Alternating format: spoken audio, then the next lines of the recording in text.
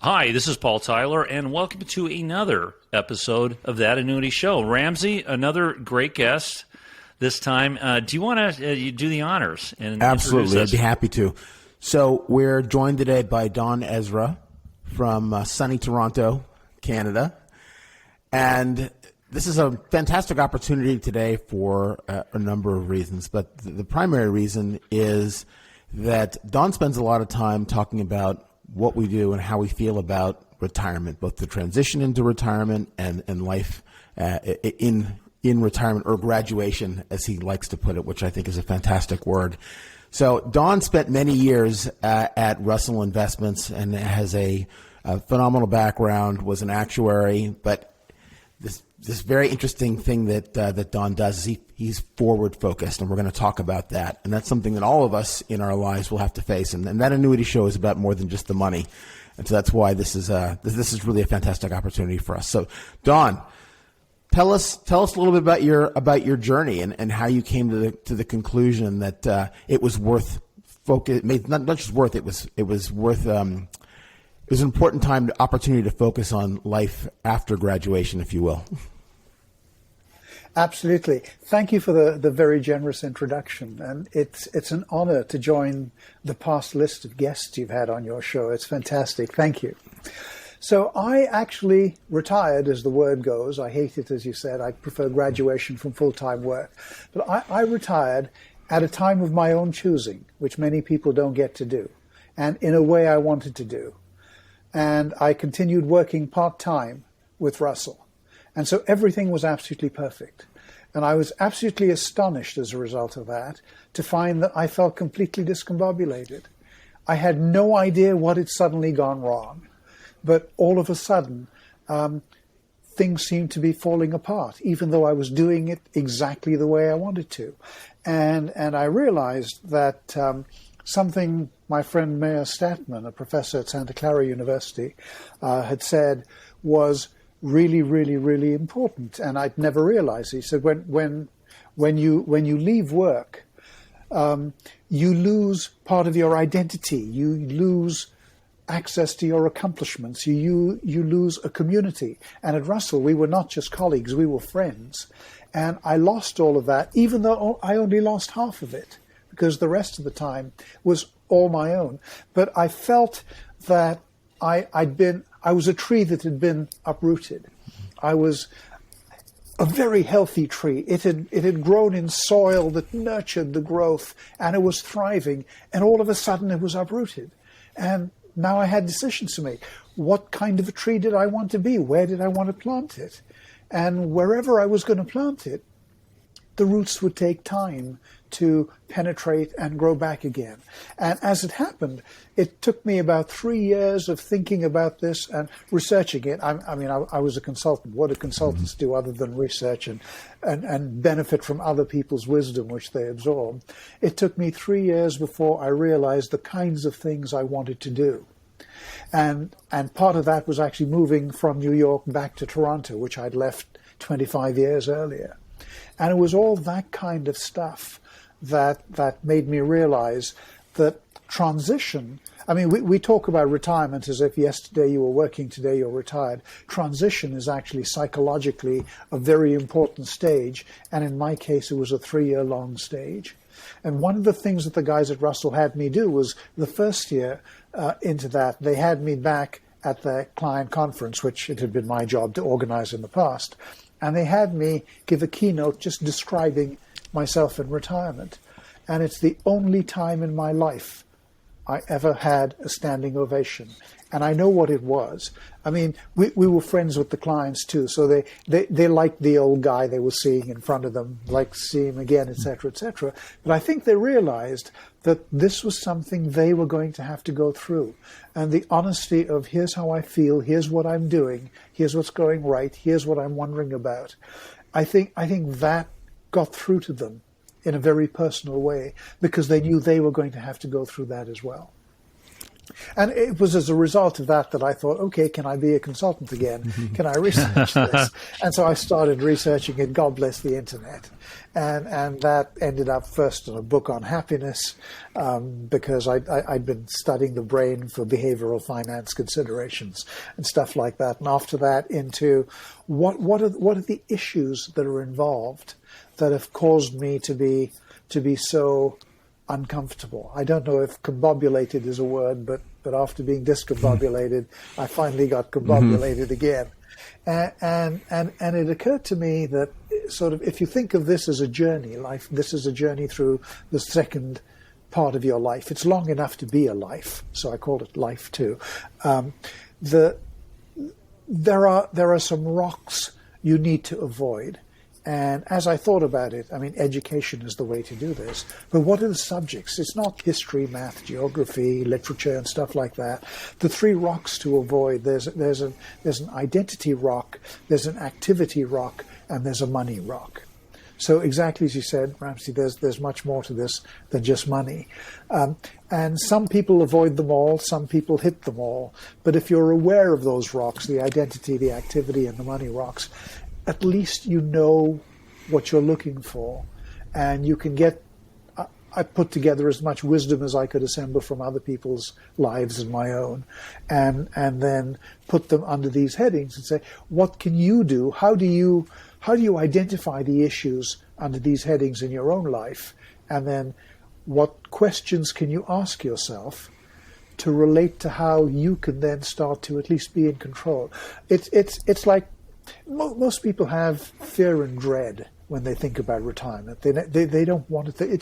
They don't say that. They say it's too complicated, but it's not actually too complicated for them. It's just they don't want to think about it. They're scared, and so that's where I've tried to help with the book and with my blog posts on my website and stuff like that. So three rocks. I love it. Do you navigate the rocks by yourself, or Don, who helped you navigate your rocks? Who were the guides along that path? Well, they say there are 10,000 baby boomers a day retiring now, and they don't have enough help, etc. Baby boomers are kids to me. I'm a World War II baby. So I had absolutely no help. So I had to do this myself. I think more and more today, there are people who are becoming experts in this area who can help you. On the money side, of course, there's expertise all over the place. But on the psychological side, more and more, there are retirement planners who are coming along, who retirement coaches, I think they call themselves, and they deal with the psychological and practical aspects as opposed to the financial aspects. So it is possible to get help these days. But what is the best way to think about? Like, let's start with the identity rock. Right, that's a really tough one. Right? That in some ways that seems like the least solvable one, or the hardest one to solve, right? Because it's so I think subjective. You're spot on. Yeah. So how do people? So Jill or John is retiring and they're dealing with this. I mean, you took 3 years and you worked on it very deliberately. So what should people expect is the right amount of time for that transition? And what are the most concrete steps they can make to get going on it? I think you probably ought to start maybe at 5 years before you're planning to graduate. Wow. Okay. And start thinking about it. Well, one of the reasons is that I've seen statistics that say half of retirees retired before they planned to. Mm-hmm. I mean, it could be your ill health, the ill health of someone else you have to look after. It could be layoffs. It could be all kinds of things. But half of people don't retire when they're planning to. So give it 5 years to think about it. And I think some of the things you need to think about are what is important to you. As I quoted Mayor Statman, the more successful you've been, the more your identity is tied to your work.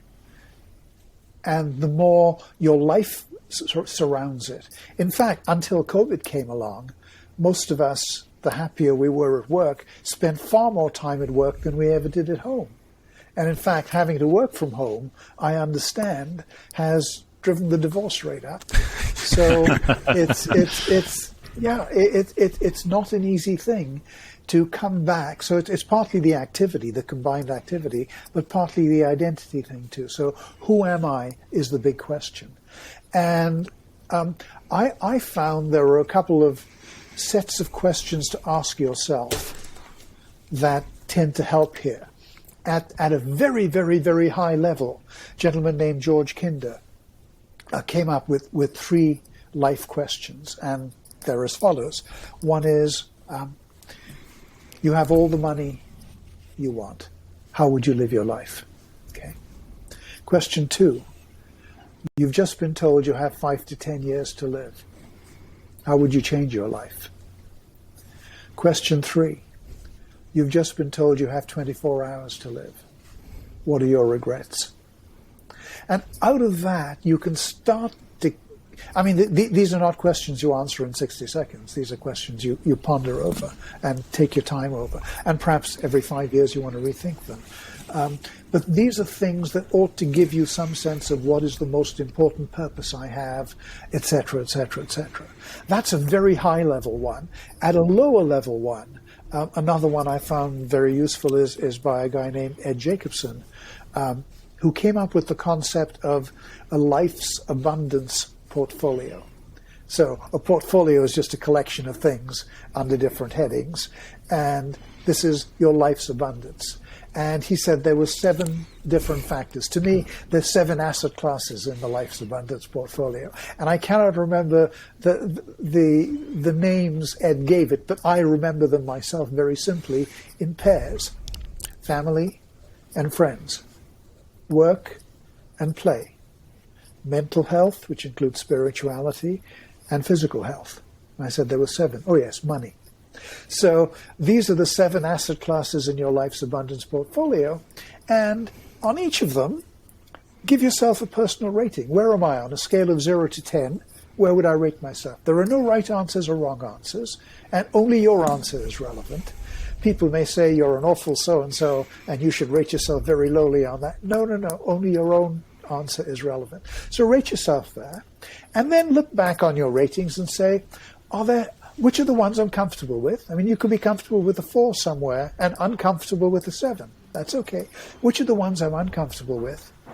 And then what is in my power to raise my rating in those asset classes in my life's abundance portfolio? And that starts to give you some feeling of what are the things you can do that are more important to you, etc., etc., etc. And one of the other things this starts to get to, and it took me far more than my personal 3 years of transition to come to this realization, that one of the things that has become important to me personally is the legacy I leave. Not the financial legacy, the emotional legacy. How will people think of me after I'm gone? On this earth, that's as close to immortality as I'm likely to get, and it's going to be family and friends, and it'll be for a few years. That's it. But will they think of me happily? The way I've been behaving, they will think of me not only with a smile, but with a laugh, because they keep pointing out all the stupid things that this very intelligent person does. And they say, oh, do you see what Don just did? Oh, Uncle Don did so-and-so, Grandpa, etc., etc. And I love that, because intellect is not what this is all about. Money, the financial legacy, is not what this is all about. It's the emotional legacy that at this stage of my life has become important to me. And I think questions like that start to change your mindset. It may take a long time. As I say, particularly the more successful we've been, the longer it takes for us to say, but that was in the past. What about the future? And that's why I describe myself not just as retired, because retired is a backward-looking word, but happily retired, because I feel I'm in the driver's seat. I still have to make decisions on direction, on speed, but in my life's car, at least I'm in the driver's seat, and that's as much as anyone could have. Yeah, I'm not sure many people have a true accounting of their assets for happiness, right? Don, I think it also adds a whole nother layer to the question of, are you leading a rich life? Beautifully put. Yes, exactly. So one of the things that comes to mind as I listen to you spell out these various priorities, these two different sort of paradigms for priorities, is in the first or in the second one, it was interesting that money came last, and the first one, money, I don't believe was mentioned at all. And one of the things I think is often lost on people is that how you prioritize all those quality of life issues actually can really help inform the right answer on the money problem, right? And sometimes we're trying to fix things with money when they're not really money problems, and that creates stress in and of itself. So how do you think that in the world of advice, if you will, do you think this should be a more important part of the advising that is given to retirees, potential retirees, than maybe is the case today? Yes, I think so, but I think the client has to be open to it. Mm-hmm. And in fact, Ed Jacobson's Life's Abundance Portfolio was something I came across at an AICPA conference, mm-hmm. So accountants. And Ed was speaking. We were both speaking there. And so I'd done my stuff. And here was a session about having good conversations with clients. That was what Ed was mm-hmm. talking about. And one of the things he mentioned was, here are some subjects you can talk about, and call it the Life's Abundance Portfolio, etc.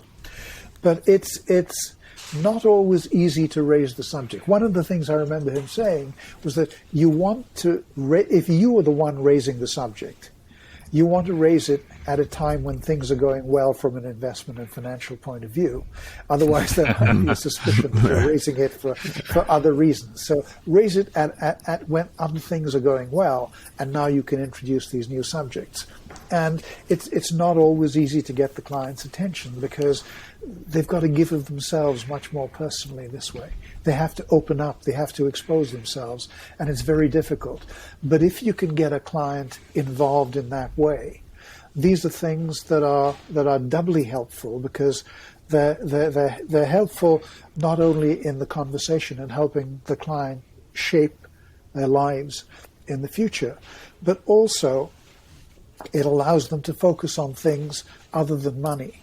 And then from your point of view, I think it helps as well, because I read, I don't know if this is still true or not, because I don't have the facts, but I read that many people have multiple advisors, and they would like to consolidate under one advisor.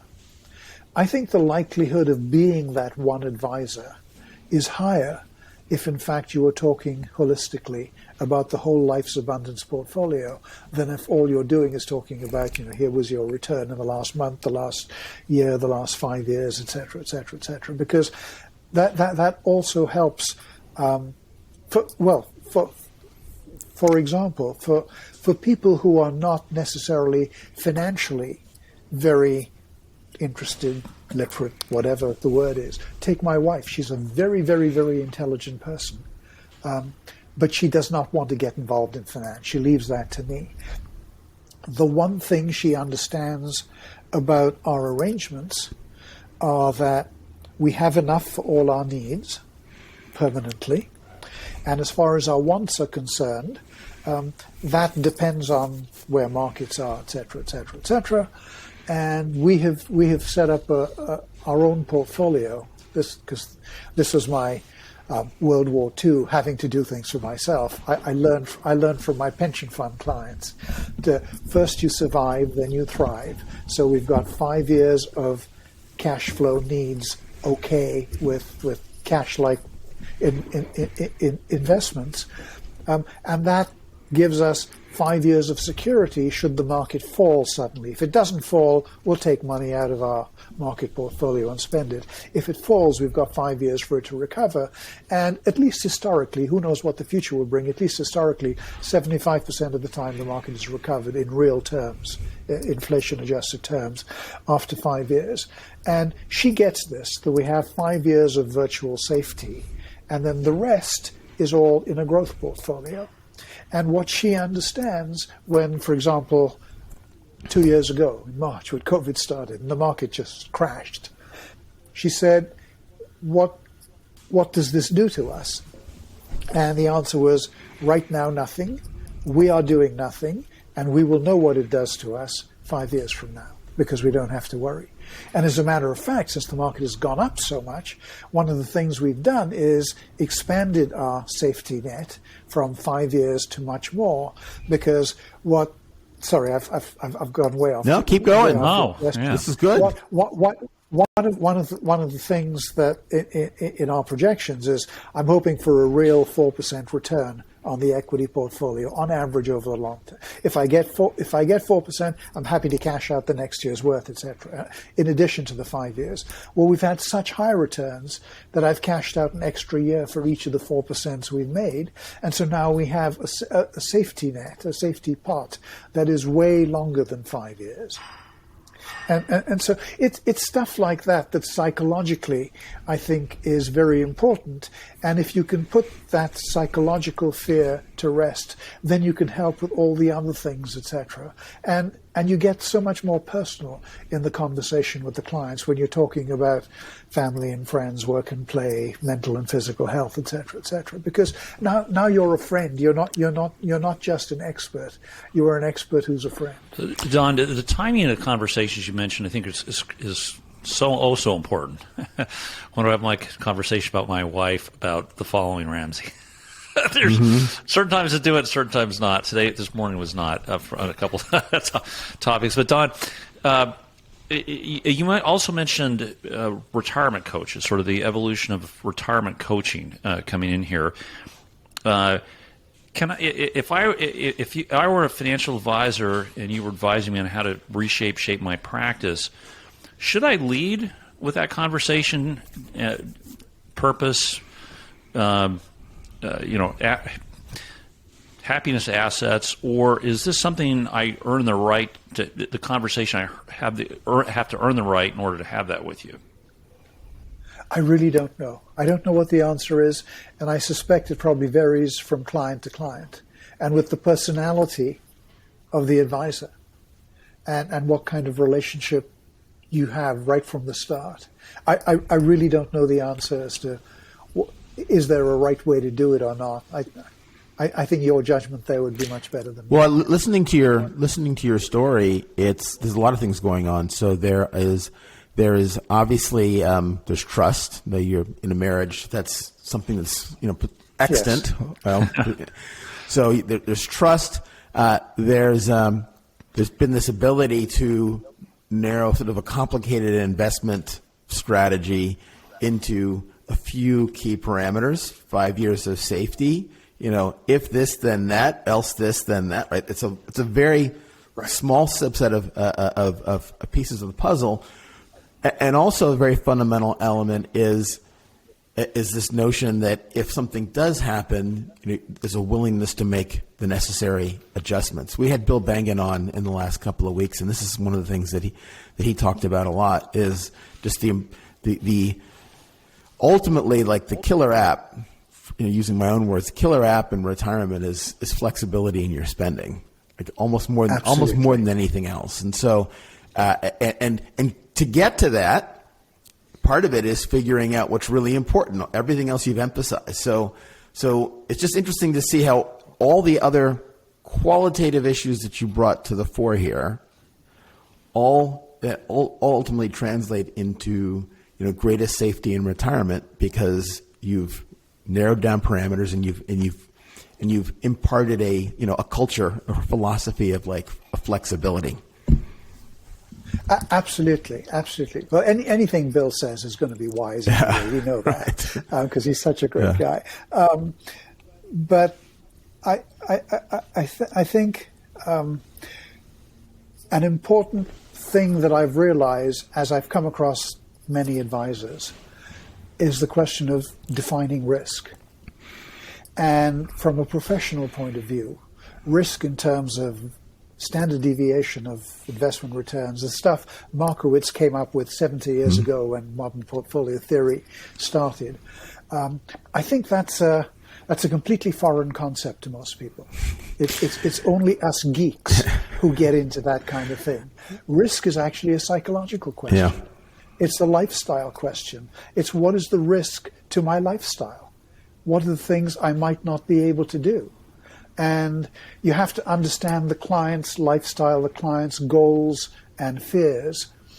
And in that area, the client's the expert, and the financial expert is in fact the person learning from it. Whereas most of the time, the financial expert is the expert and the client is trying to learn or relate to it. But the idea of saying the client is the expert on himself or herself and you have to learn about it is very, very important. Then, with your financial expertise, you can translate their psychological lifestyle risk into investment terms. And you can do that. And they may not understand that, and they may not, but you've understood it, and that's what you've done.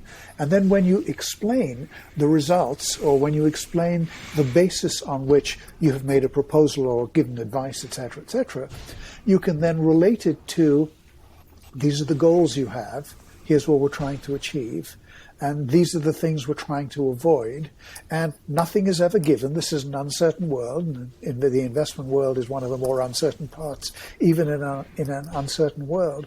But here are the kinds of precautions which we're trying to take. Have I read you right?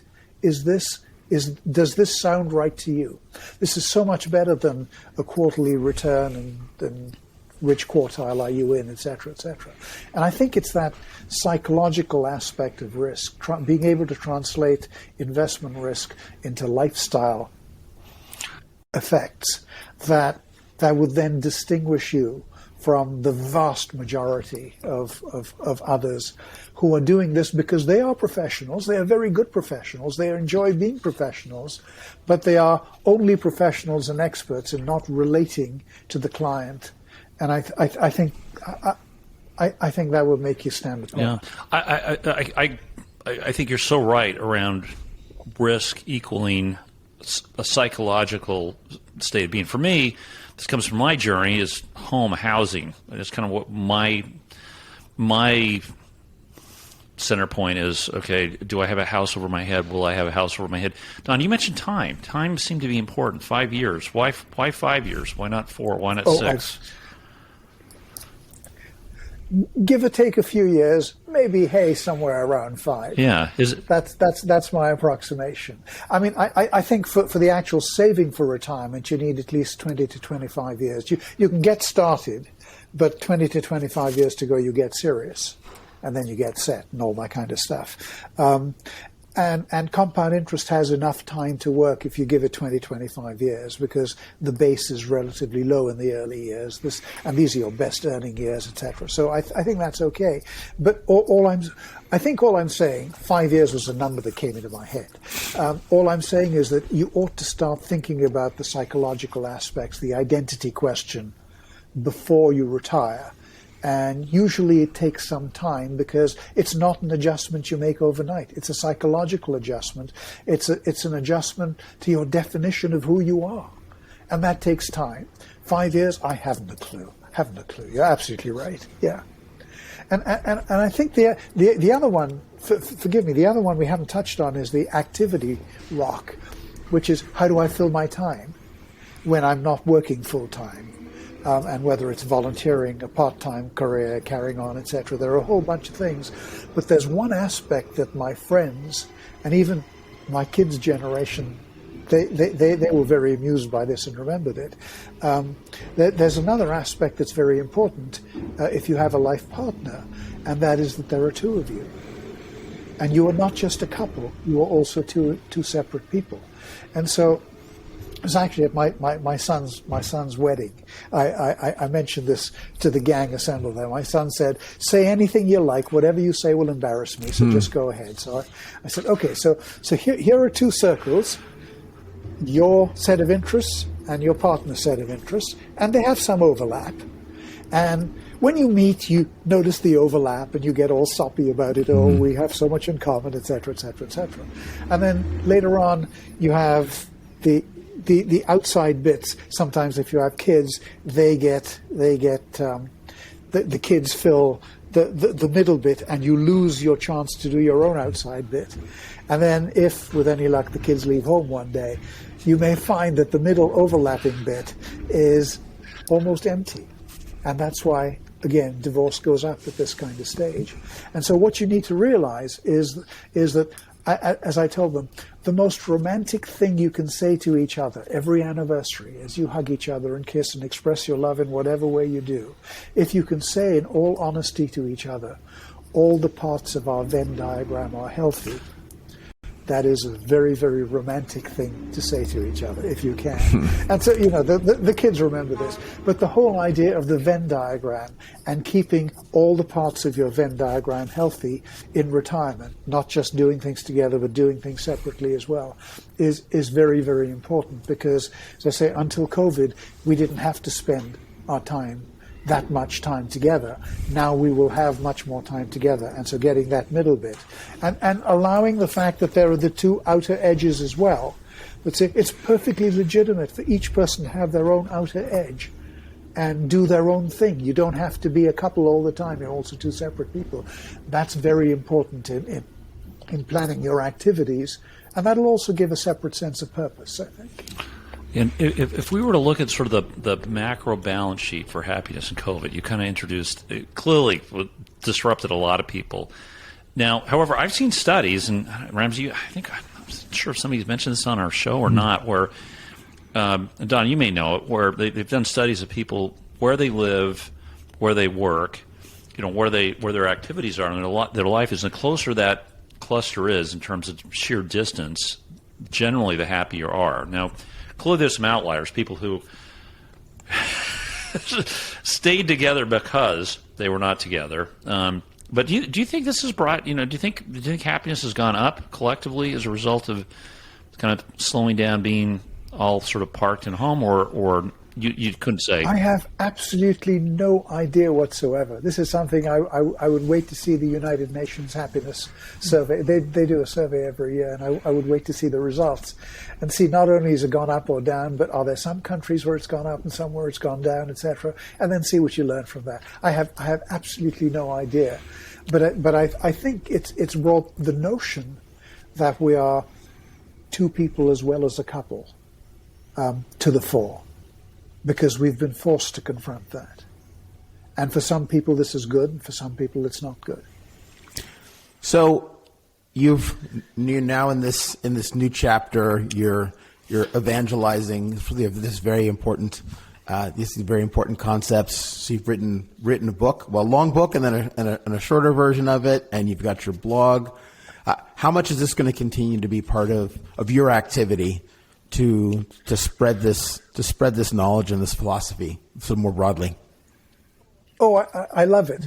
I'm absolutely pathetic at selling, always have been, which is why I became a consultant. And so I have no idea how to propagate this. So I write for my own benefit.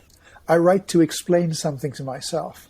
I find that if you think about something and you think you know it, until you actually write it down, you don't really know it, because writing slows you down. And you don't go from A to D to M to X. You go A, B, C, D, and suddenly you find, my God, I may never get to M. It's because the logic has taken me somewhere else. So I write for myself. So I write in the first person, I, because I'm doing the explaining. Mm-hmm. And the person I'm writing to is also myself. I've got two bodies. I'm the speaker and the listener. And so when I say you, that's also me. And then I write that stuff. And then at the end I see, have I understood this or not? Have I encountered a block or not? So I just write for myself. And when friends say, this is good stuff, that got me started on, put it together in a book, et cetera, et cetera, et cetera. And so the fulfillment I get from the website is that every now and again, I don't know, every few months, someone will write to me and say, I'm in Australia, I'm in South Africa, I've just done this, I've just done that, and you helped me enormously in this. And someone else once told me it was like being hit in the head by a 2x4. I really have to do this. I never realized it, etc. And those are my rewards. That to me is the feedback that says, oh my God, you've helped someone somewhere. And I don't know how many people in my pension consulting career I actually helped. I may have helped institutions. I did not help people.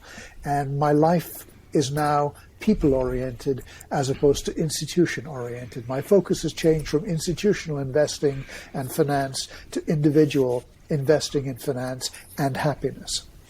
And that's in a way my purpose. And that, as I say, that I hope will create some kind of emotional legacy that goes beyond family and friends to people who read it and say, my God, that really helped. I really liked that. Thank you. And that's my reward. And I'm absolutely thrilled with it. And if the book doesn't sell, I really don't care. I mean, as far as I'm concerned, I had a best-selling book on pension fund excellence that sold 10,000 plus copies, which is an awful lot in these terms. My happiness and Life 2 books have each sold 1,000 plus copies.